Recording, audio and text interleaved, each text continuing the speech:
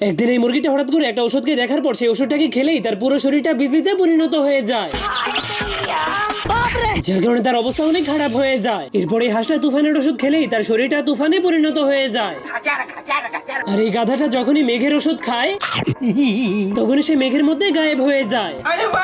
এরপর এই শুকরটা তার বাবাকে বোঝাচ্ছিল যে বৃষ্টি হলে আমাদের সবগুলো ফসল ঠিক হয়ে যাবে, এই জন্য তারা দুজন মিলে বৃষ্টির ওষুধ খুঁজতে শুরু করে দেয়। কিন্তু তখনই এই মুরগিটা ঘূর্ণিঝড়ের ওষুধ খাওয়ার কারণে ঘুরতে শুরু করে দেয়।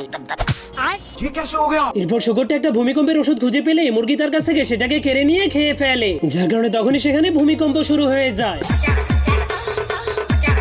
এরপর তারা দুজন মিলে খুঁজতে খুঁজতে একটা বৃষ্টির ওষুধকে খুঁজে পায়, কিন্তু তখনই একটা হাঁস এসে সেই ওষুধটাকে খেয়ে ফেলে, যার কারণে শুকরটার মাথা অনেক গরম হয়ে গেলে সে হাঁসটাকে ধরে।